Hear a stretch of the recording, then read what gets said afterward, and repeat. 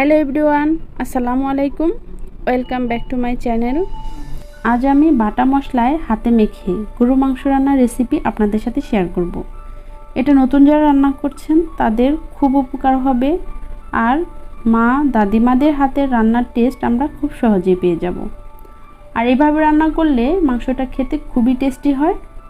আপনারা রান্না করে খেলেই বুঝতে পারবেন আসলে এটা কতটা মজার। তাহলে চলুন দেখে নেই কী করে এভাবে মাংস রান্না করতে পারি খুব সহজেই। আমি এখানে 5 কেজি পরিমাণ গরু মাংস খুব ভালো করে ধুয়ে নিয়েছি। এরপর মশলা দিয়ে দেব। এখানে দিয়ে দিচ্ছি দারচিনি, সাদা এলাচ, তেজপাতা,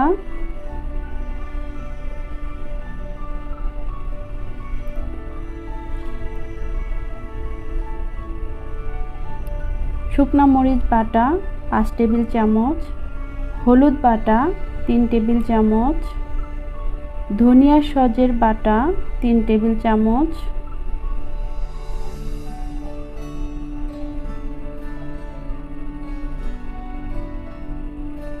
আদা বাটা 2 টেবিল চামচ, রসুন বাটা 2 টেবিল চামচ, পেঁয়াজ বাটা 3 টেবিল চামচ, জিরে বাটা 1.5 টেবিল চামচ, জয়ফল, জয়ত্রী আর গোলমরিচ 1 টেবিল চামচ, কালো গুঁড়া সস হাফ চা চামচ, আর লবণ দিব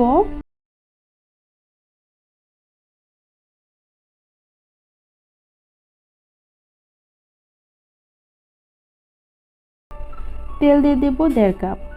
কেউ চাইলে আরও কম দিতে পারেন বা বেশিও দিতে পারেন। গরুর মাংস ভুনাতে তেলটা বেশি ভালো লাগে। এরপর আমি এই মশলার সাথে মাংসটা খুব ভালো করে মিশিয়ে নেব। মিশিয়ে এটাকে 5 থেকে 6 ঘন্টার জন্য ম্যারিনেট করে রাখব। যদি কারো হাতে সময় কম থাকে তাহলে সে 1 ঘন্টাও ম্যারিনেট করে রান্না করতে পারেন। এটা ম্যারিনেট করে নর্মাল ফ্রিজে রেখে দিতে হবে।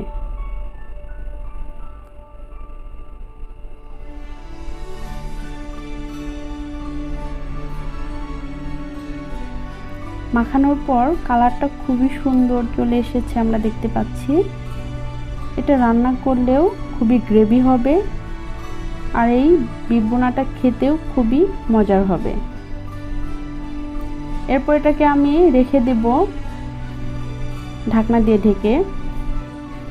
ফ্রিজ থেকে বের করে আমি এটাকে ডিরেক্টলি চুলায় দিয়ে দেব। চুলায় দিয়ে রান্না করব। তো আমি আবারও ঢাকনা দিয়ে ঢেকে রাখবো 10 থেকে 15 মিনিটের জন্য। 15 মিনিট পর আমরা দেখতে পাচ্ছি মাংস থেকে পানি উঠে এসেছে। এই মুহূর্তে আমি অল্প পরিমাণে পেঁয়াজ কুচি দিয়ে দেব, কারণ আমি পেঁয়াজ বাটাতে দিয়েছি। পেঁয়াজ কুচি না দিলেও চলে, তবে আমি দিয়ে দিলাম। এরপর আমি এটাকে নেড়ে দেব।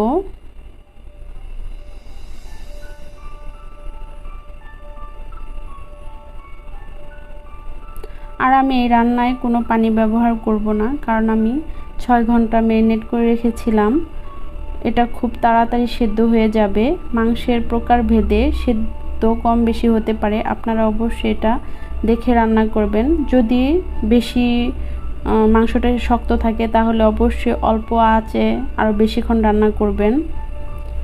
তো এরকম যখন হয়ে আসবে তখন আমি দিয়ে দিব হাফ টেবিল চামচের মতো জিরের গুঁড়া, আর দিয়ে দেব পেঁয়াজ বেরেস্তা। জিরাটা আমি তেলে গুঁড়া করে নিয়েছিলাম। তো এরপর এটাকে নেড়ে চেড়ে নেব।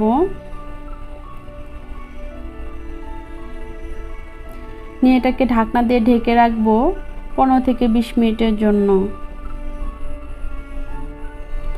15 থেকে 20 মিনিট পর আমরা দেখতে পাচ্ছি মাংসটা হয়ে গিয়েছে। আমি এই মুহূর্তে চুলাটা বন্ধ করে দিয়েছি।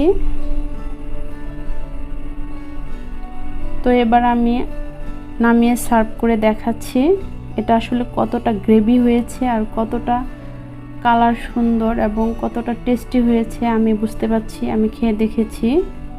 আর এই মুহূর্তে লবণ ঝাল ঠিক আছে কিনা মাঝখানে টেস্ট করে নিতে পারেন।